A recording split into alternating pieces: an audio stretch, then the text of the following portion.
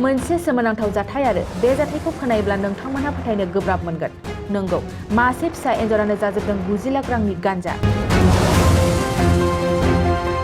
अदेबानि पुलिस थानायाव जमा दोननाय गासै 581 केजिनि गान्जाखौ जाजोबनानै एन्जरा जोबथायाव राजा। बे सोमोनांथाव जाथाया नुजाथिदों उत्तर प्रदेशनि गंसे पुलिस थानायाव। गुबै जाथाया बेनोदि जेब्ला मथुरा पुलिसा कर्टआव मोनसे रिपर्टखौ बेखेवदोंमोन, बेयावनो पुलिसा थानायाव दोननाय गासै 581 केजिनि गान्जाखौ एन्जरा जाजोबनायनि बाथ्राया सोराङाव फैयो। थारैनो मुलुगनि गेजेराव गोबां रोखोमनि केसफोरखौ कर्टआव बिजिरबाय, नाथाय मथुरानि पुलिस थानानिफ्राय गोबां बिबांनि गान्जाखौ एन्जरा जालांजोबनाय जाथाया गिबि खेब जानांगौ। पुलिसा कर्टआव फोरमायनाय बादिब्ला 2018 मायथाइयाव बोखांनो हानाय 581 केजि गान्जाखौ थानायाव दोनदोंमोन, नाथाय खाबु मोननायावनो एन्जरा गोबां बिबांनि गान्जाखौ जालांजोबो होननानै फोरमायदों।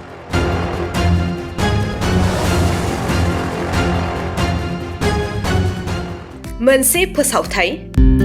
क'क्राझार जिल्लानि सिङाव थानाय दा रियेलिटी पाब्लिक स्कुलाव पाब्लिक रिलेशन अफिसारनि गोनांथि जादों। गोसो गुदुं बिजाथिफोरा थाबैनो जगाजग खालामनो हागोन।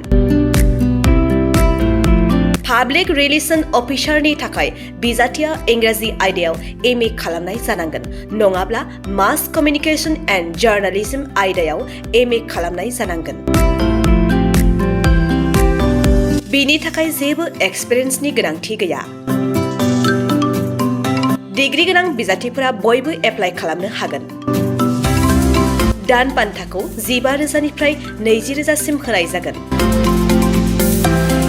गोसो गुदुं बिजाथिफोरा realitypublicschool@gmail.com आव मेसेज हरनो हागोन, नङाब्ला 9435293000 जानबुं अनजिमायाव जगाजग खालामहरनो हागोन।